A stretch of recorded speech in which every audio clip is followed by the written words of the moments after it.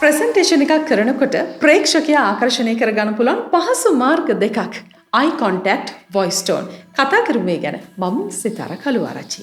Presentation එකකදී ඔබේ ඇස් කියන්නේ අති ප්‍රබලවියක්. ඒ කියන්නේ ඔයාගේ එක බැල්මකින්වත් ප්‍රේක්ෂකාගාරය නතු කරගන්න ඔයාට පුළුවන්කම තියෙන නිසා. ඔයාගේ ඇස්වල දීප්තිය හා ප්‍රබෝධය මගින් අන් අය තුළ ඔබ කෙරෙහි පරිපූර්ණත්වයක් ඇති කළ හැකියි. හැබැයි එහෙම වෙන්න නම් මුලින්ම ඔබ හොඳ ශාරීරික නිරෝගීතාවයකුත් පවත්වාගෙන යන්න ඕනි. මහරෑනිදි බරාගෙන ප්‍රසන්ටේෂන් හදලා රැය වෙනකම් මේක ප්‍රැක්ටිස් කරලා උදේ කලබලයට ඇවිත් ප්‍රසන්ටේෂන් එක කරන්න ගියොත් නිදිමත, වෙහෙස, විඩාව, ඇල්මරුණු ඇස් දෙකක් මිසක් ප්‍රාණවත් ඇස් දෙකක ප්‍රයෝජනය ගන්න ඔයාට බැරි වෙයි.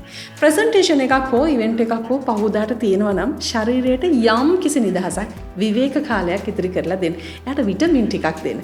එතකොට අර ප්‍රබෝධමත් කාන්තිමත් ඇස් වගේම නව ජවයකින් ප්‍රසන්ටේෂන් එක ඉදිරිපත් කරන්න ඔබට පුළුවන්. ඊළඟට කිසිම හේතුවක් නිසා අනියත බයක් ඇති කරගන්න එපා. පරාජිත හැඟීමක්, පසුබෑමක්, නුසන්සුන්කමක්, කම්මැලිකමක් එහෙම එනවා නම් ආයාසෙන් මේවා පාලනය කරගන්න. මොකද ඔය මොන හැඟීමත් ඇස් වලින් නම් වහන්න බෑ. ඒව ඇස් වලින් පේනවා.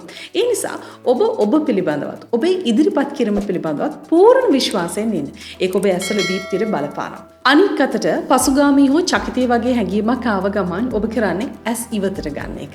අහක බලනවා, බීම බලනවා, ස්ලයිඩ් දිහා විතරක්ම බලනවා, ජනේලයක් පිටත බලනවා, ප්‍රේක්ෂකයාගේ හිසට උඩින් බලනවා. එහෙම වුණාම ඔබේ අදහස ප්‍රේක්ෂකයාගේ හිතට කාවද්දන්න ඔබට බෑ. ඔබට ප්‍රේක්ෂකයාගෙන් ඇස් හංගන්නත් බෑ.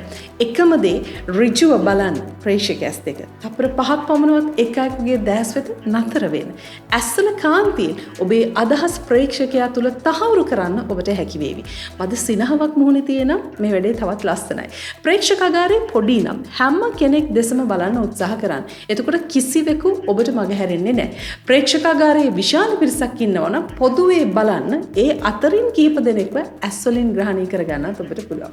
ඒ සමගම ඔබට ඔබේ voice tone එක හඬේ ස්වරය පාවිච්චි කරන්න පුළුවන්. හඬේ ස්වරය අඩු වැඩි කිරීම, ගැඹුරින් කතා කිරීම, අවධාරණය කිරීම ගැන මම කලින් කිව්වා. මෙතනදිත් ඒකේ විදිහටම භාවිත කරන්න පුළුවන්. නමුත් ඒක eye contact එකත් එක්කම කරන්නත් පුළුවන්. ඔබට ඔබේ හැඟීම් ඇස් වලින් සහ හඬෙහි ස්වරයෙන් ප්‍රකාශ කරන්න පුළුවන්. එතකොට තවදුරටත් ප්‍රේක්ෂකයා ආකර්ෂණය වෙනවා. මොකද ප්‍රේක්ෂකයාගේ ඇස් සහ කන් දෙකම එකවර ඔබ ග්‍රහණය කරගෙන නිසා. ඔබේ අදහස වඩා තහවුරු කිරීමට හඬ අඩු වැඩි කරන අතරේ ඍජු බැල්මෙන් ප්‍රේක්ෂකයාගේ පූර්ණ අවධානය ඔබ කෙරෙහි පමණක් තියාගන්න ඔබට පුළුවන්. එතකොට අනායාසයෙන්ම ඔයාට ප්‍රේක්ෂකාගාරයේ ආකර්ෂණය වෙනවා. වඩා අවධාරණය කළ යුතු අදහස් තදින් ප්‍රේක්ෂක මනසේ තැන්පත් කිරීමට හඬ උස් පහත් කිරීම ඉතාම ප්‍රායෝගික හා ඵලදායී ක්‍රමයක්.